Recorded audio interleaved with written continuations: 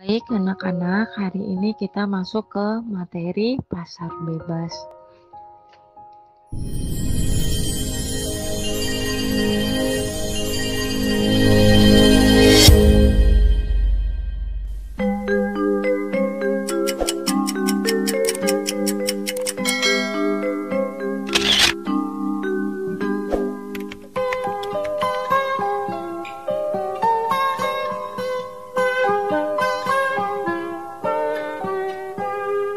Pagiku cerahku, matahari bersinar, ku gendong tas merahku di Baik anak-anak, pundak. hari ini kita masuk ke materi pasar bebas. Tanpa kalian sadari, selama ini kalian selalu mendengar kata pasar. Dan kalian pasti juga pernah ke pasar. Entah itu menemani orang tua, hanya membeli barang yang kalian butuhkan, atau hanya sekedar jalan-jalan saja. Nah, sekarang apa sih itu pasar menurut kalian?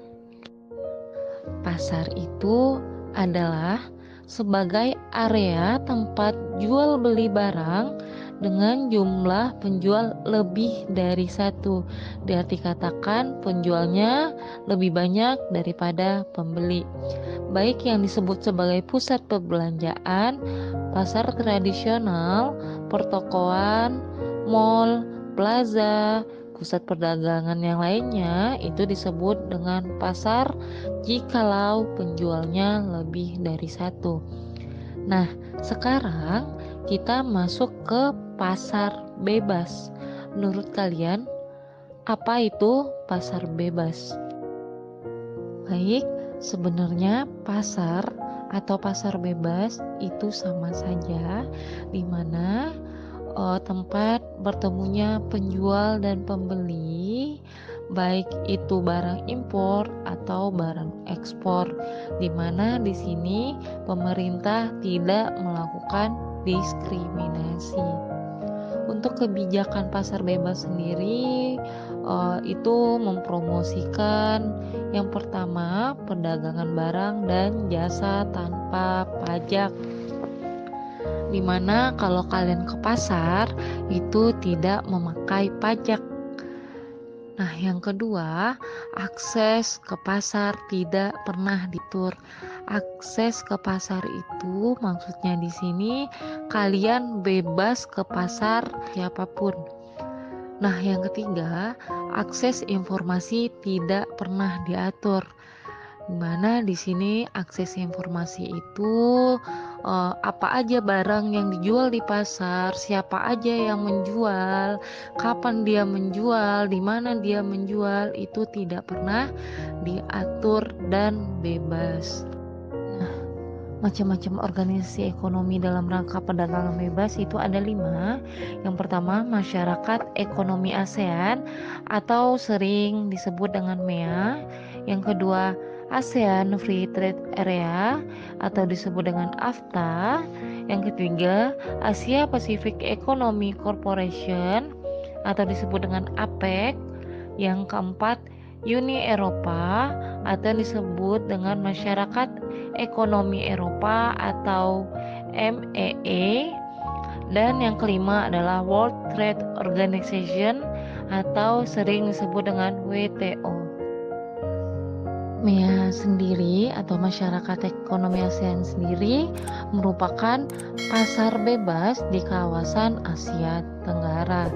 Sesuai dengan namanya, negara-negara yang tergabung di MEA adalah negara-negara ASEAN. Dalam MEA, seluruh negara anggota diperbolehkan menjual barang dan jasa ke seluruh anggota tanpa tarif. Selain barang-barang, jasa juga termasuk dalam kategori yang dijual di MEA. Oleh karena itu, muncullah tenaga kerja profesional dari luar negeri.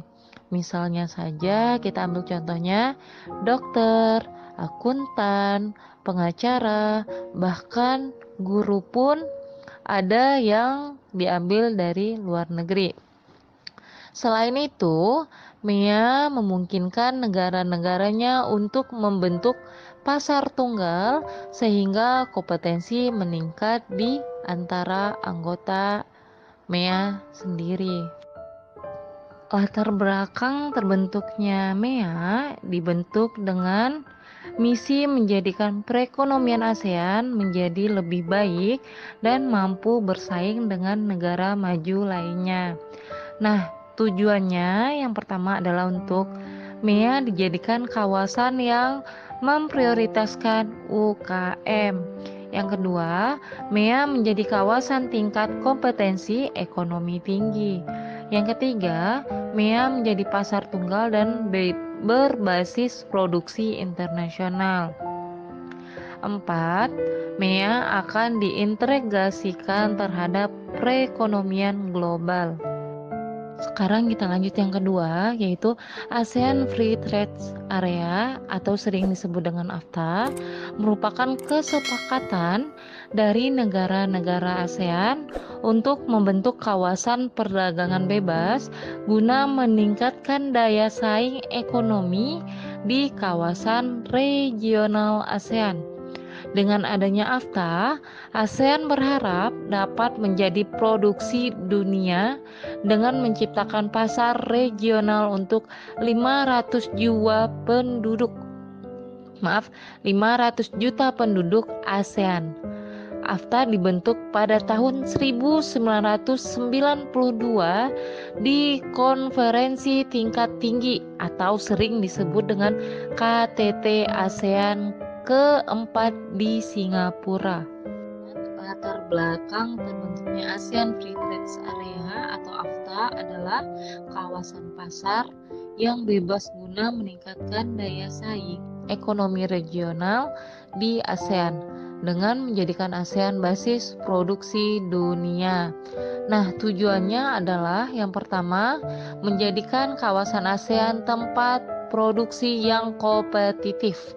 Yang kedua, menarik lebih banyak investasi asing. Yang ketiga, yaitu adalah meningkatkan perdagangan antar negara anggota ASEAN.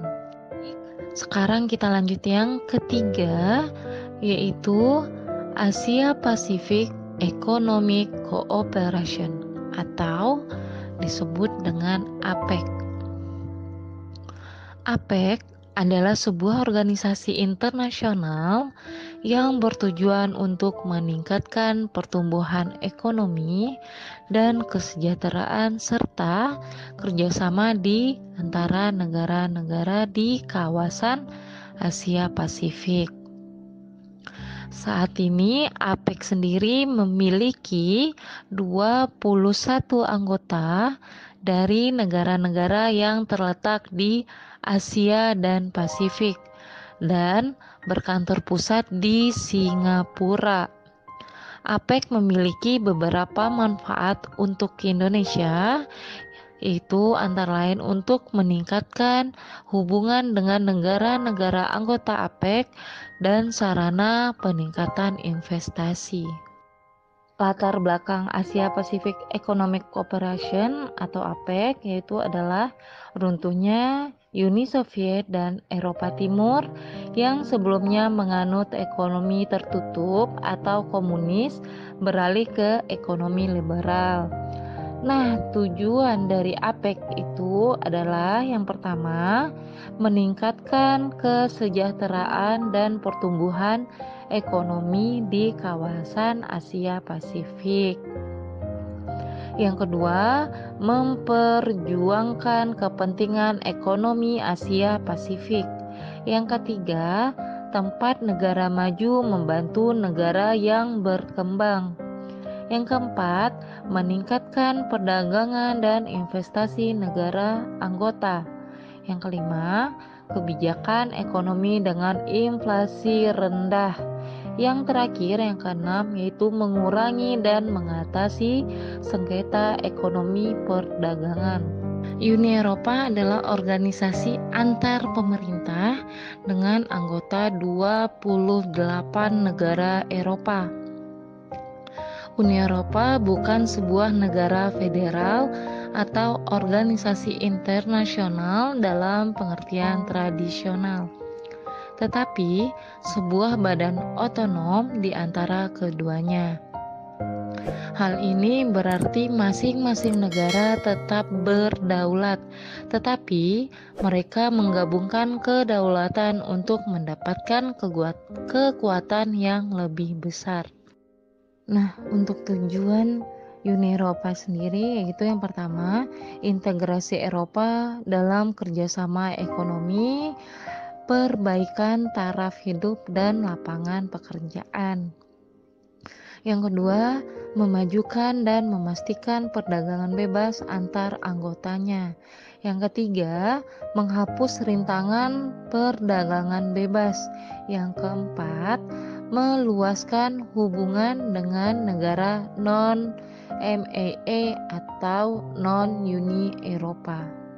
Yang terakhir adalah World Trade Organization atau sering disebut dengan WTO, yaitu merupakan satu-satunya organisasi internasional yang mengatur perdagangan internasional. Terbentuknya WTO itu sejak tahun 1995. WTO sendiri berjalan berdasarkan serangkaian perjanjian yang dinegosiasikan dan disepakati oleh sejumlah besar negara di dunia dan diratifikasi melalui parlemen. Tujuan dari perjanjian-perjanjian WTO adalah untuk membentuk produsen barang dan jasa, eksportir dan importir dalam melakukan kegiatannya. Tujuan dari WTO itu sendiri yang pertama untuk meningkatkan kesejahteraan.